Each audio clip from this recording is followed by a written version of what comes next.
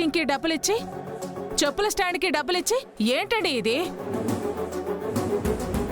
భక్తిని భక్తితోనే చూడాలి కానీ దానిని బిజినెస్ చేయకూడదు. ఇమీడియట్ గా ఈ పద్ధతిని తీసేయండి. అసలు ఆ పార్కింగ్ అనేదే ఉండకూడదు.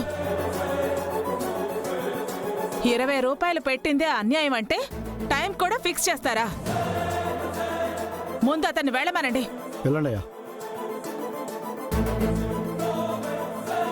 ఇది భక్తుల కోసమే, పార్కింగ్ ఫ్రీగానే ఉండాలి. పణిగారు, మరే గుడిలో కానీ ఎక్కడా కానీ న్యాయం లేకుండా పార్కింగ్ స్టాండ్సే ఉండకూడదు. ఫ్రీగా ఇచ్చేయండి. అలాగే మేడం. ఇది ప్రజల ఆస్తి, వాళ్ళు ఉచితంగానే వాడుకోవాలి. ఇక ఉచితమే, ఎవ్వరూ డబ్బులివ్వద్దు. శ్రీనివాస్ గారు, ఇక్కడ మొక్కలు కూడా నాటండి. పరిసరాలను శుభ్రంగా ఉంచండి. అలాగే బుజ్జమ్మ గారు. సరే పదండి.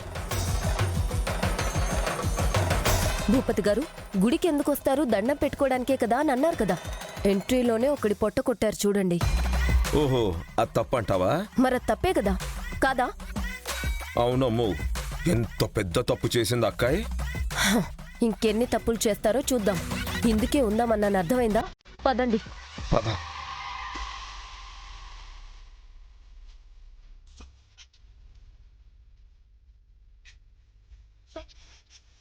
దుర్గమ్మ, ప్రజల బాగు కోరే మా అత్తయ్య గారు నిండు నూరేళ్లు చల్లగా ఉండేలా ఆశీర్వదించు.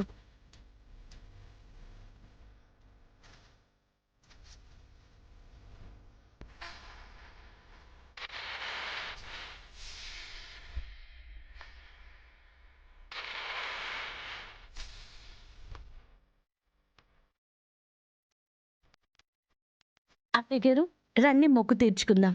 రండి. నమస్కారం బుజ్జమ్మ గారు.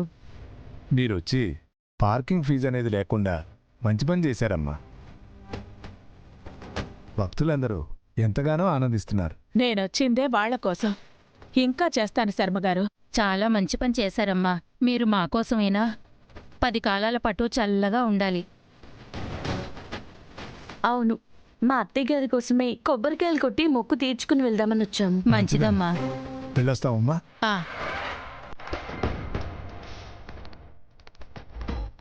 శృతమా, కొబ్బరికాయలు కొడతారంట, ఇది కూడా తప్పే కదా? మీరు మరీ ఓవర్ చేయకండి, పదండి.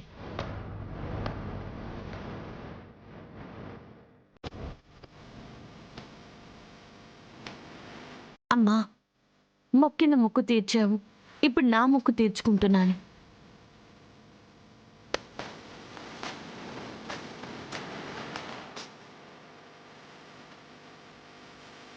కొట్టండి.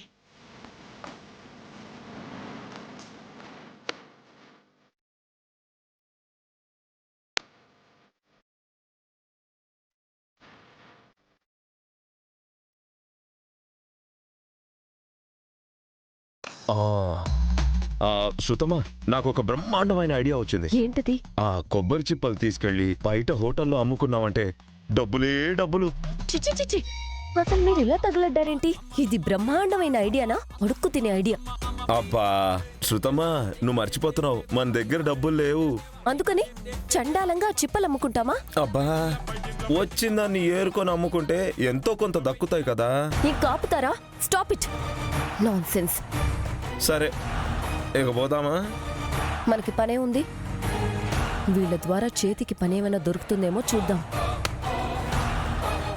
కనపడుతున్నాయి కదా. బా, చిప్పలు కాదు భూపతి గారు, వాళ్ళని పడగొట్టే పని. ఓకే, నువ్వు నా మాట వినవు, నేను నిన్ను నమ్మకుండా ఉండను. సరే.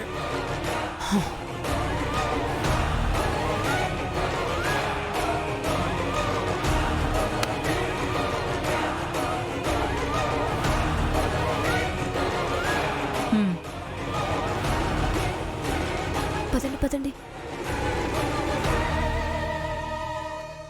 వెళ్ళిపోతున్నారు శృతమా, మనము వెళ్ళిపోదాం పదా.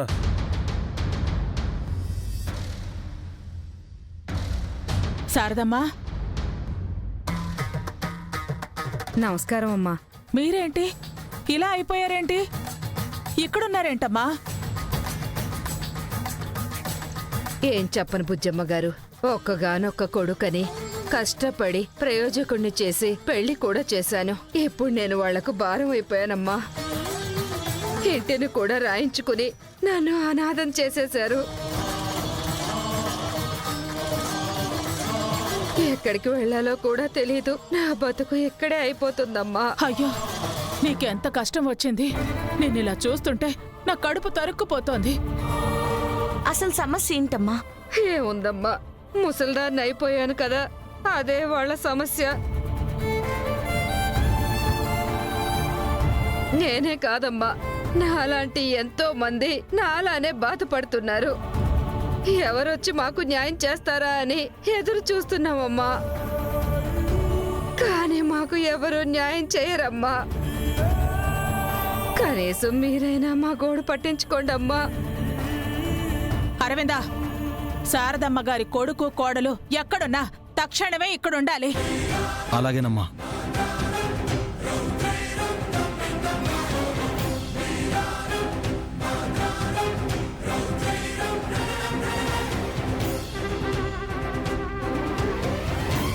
అయ్యో ఏమండి,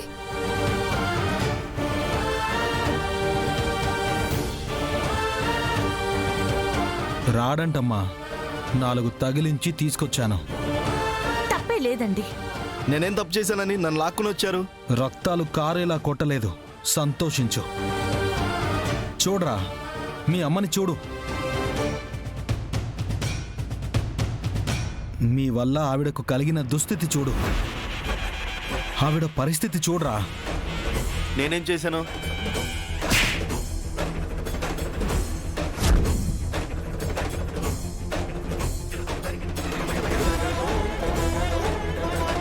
చూస్తూ కూడా ఏం చేశాను అంటావా? ఏం చేయలేదా నువ్వు? ఏంటండి నా ముందే అందరూ కలిసి మా ఆయన్ని కొడుతున్నారు? చేసిన తప్పుకి కొట్టాలా చంపాలా? నీ తల్లి ఏం పాపం చేసిందనరా బయటికి పంపించేశావు? నిన్ను కనడమే పాపమా? ఆస్తి రాయించుకుని గెంటేస్తావా? అది మా ఆస్తండి, ఆవిడకేం సంబంధం లేదు.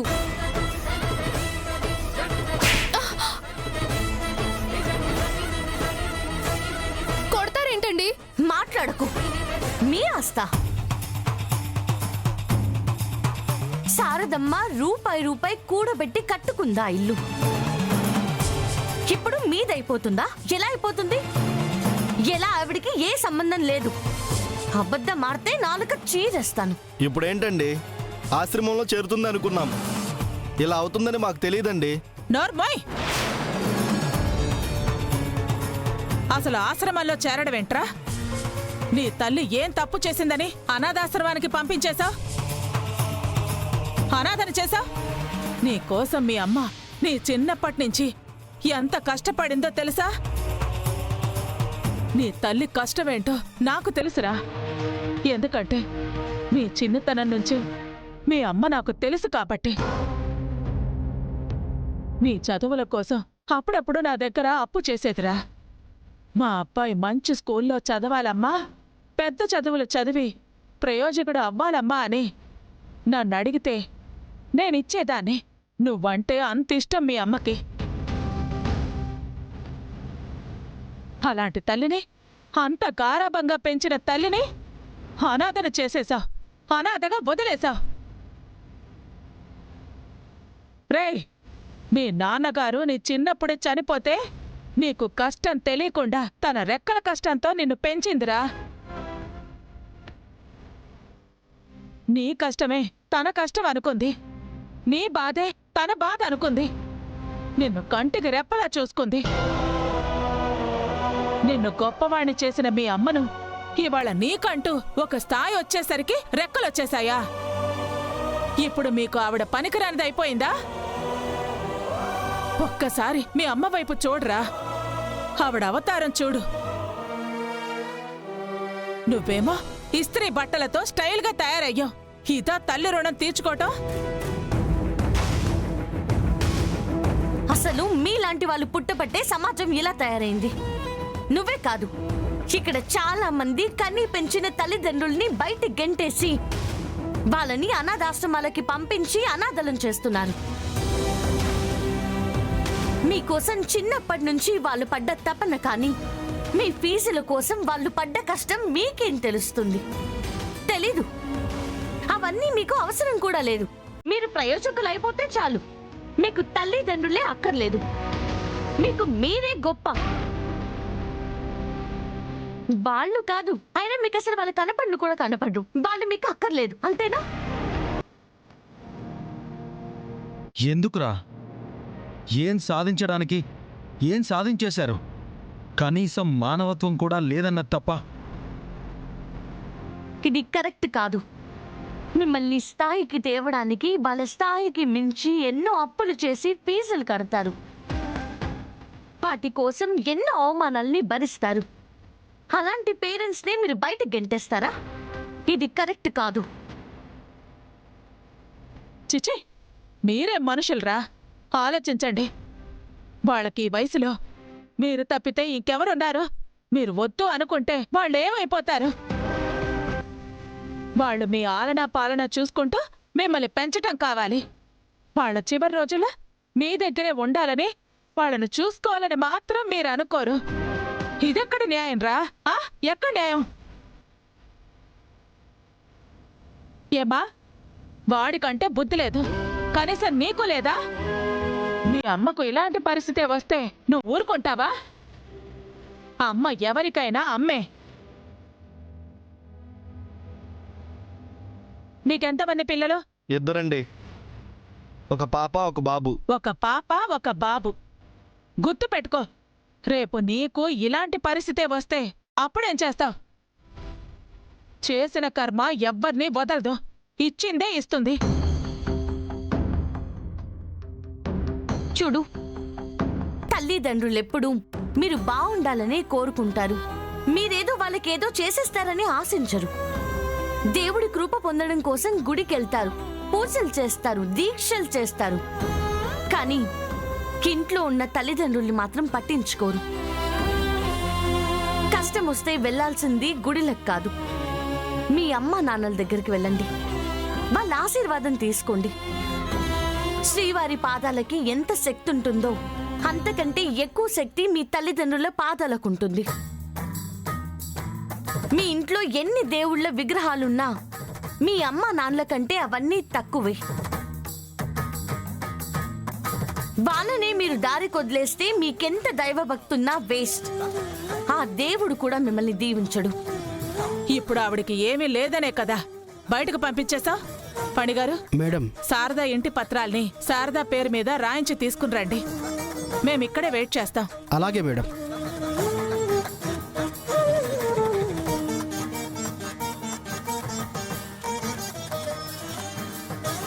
మేడం, ఇదిగోండి మేడం. నువ్వు రాయించుకున్న ఆవిడ ఇంటిని తిరిగి ఆవిడకే చెందేలా రాయించిన పత్రాలు. సంతకం పెట్టు.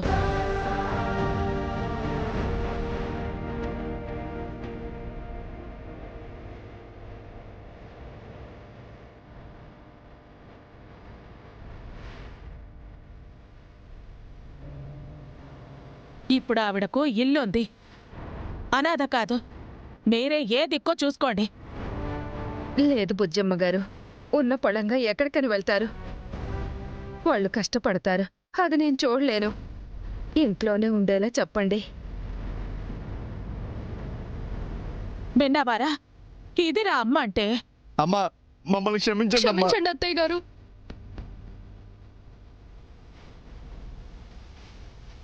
అయ్యో లేనా అన్న, లేవండి.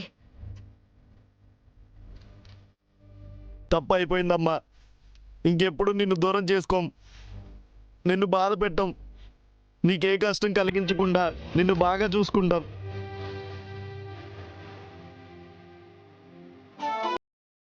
సరేనా అన్న? ఇప్పటికైనా మీ తప్పు తెలుసుకున్నారు, సంతోషం.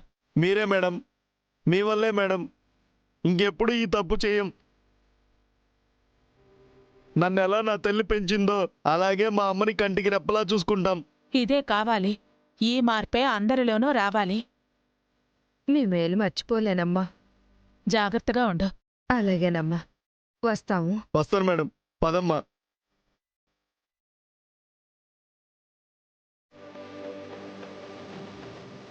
ఇక్కడే శారదకి న్యాయం జరిగింది, తృప్తిగా ఉంది. అవునత్తయ్య గారు, పదండి.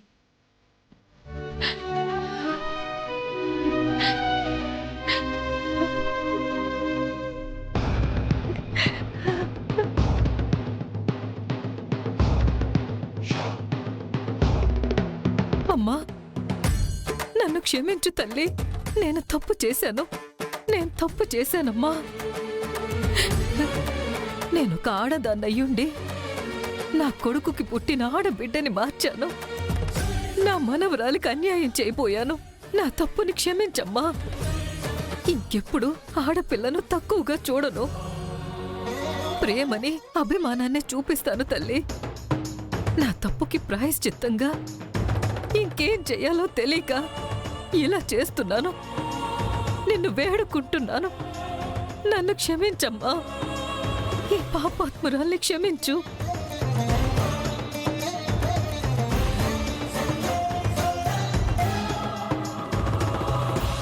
మెనక పిన్ని, ఏం చేస్తున్నారు పిన్ని? అమ్మా అక్షర, నువ్విక్కడే ఉన్నావా అమ్మా? నా మీద కోపం లేదుగా? అందరూ ఉన్నా ఎవరూ లేని ఏకాకినైపోయాను. నా తప్పు తెలుసుకున్నానమ్మా. నువ్వైనా నన్ను క్షమించవా? పిన్ని, మీరు మారారు, అంతకన్నా సంతోషమేముంది? ఇక నుంచైనా మీరు కాస్త మంచిగా బతకండి. బతుకుతానమ్మా.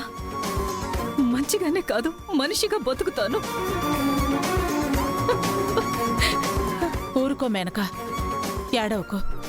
చేసిన తప్పుకు ప్రాయశ్చిత్తం పట్టం కన్నా ఇంకేముంటుంది? నీలో అది కలిగింది. ఏడవకు. పిన్ని, ఏడవకండి. మీరింట్లో ఉండట్లేదా? ఉంటున్నానమ్మా. కానీ నన్ను పగదానిలా, పరాయిదానిలా చూస్తున్నారు. వాళ్ళ తప్పేం లేదు. నేను చేసిన తప్పు అలాంటిది. కళ్ళ ముందే మనవరాలు కనిపిస్తున్నా నేను దాన్ని మురిపంగా ఎత్తుకోలేని దుస్థితి నాది.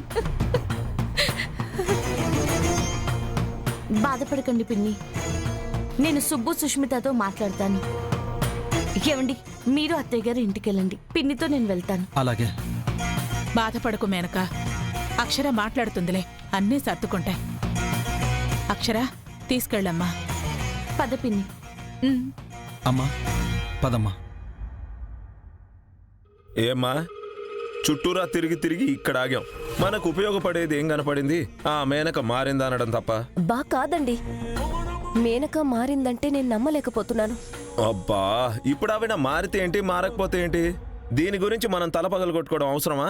అది కాదు భూపతి గారు, మేనక మారిపోయిందా? నేను నమ్మను. బా, నమ్మము. ఏం చేస్తాం? బా, అదే నాకు తెలియడం లేదు. నేను చెప్పనా? చెప్పండి. అక్కడ 2 తబలాలున్నాయి. వెళ్ళి భజన చేద్దాం. నేను నమ్మను అంట. నువ్వు కొట్టు, నమ్మకు అని నేను కొడతా. పదా. భూపతి గారు, మరి లేకపోతే ఏంటి శృతమ్మా? ఢిల్లీలో ఉన్న మీ కనకమంతా అక్కడే కూర్చుంది. మనకిక్కడ జేబులు ఖాళీ. మన గురించి ఆలోచించక మధ్యలో ఆ మేనక్ గురించి మనకెందుకు? పద, ఈరోజు ఇలా గడిచింది అనుకుందాం. పదమ్మా. పదండి. అరే చిట్టి తల్లి, రెండో దినా ఎలా ఉన్నారు? బాగున్నాను. అవును, మీరెలా ఉన్నారు? బాగున్నా. అక్క కలిసి వచ్చారు, ఏం చేసింది?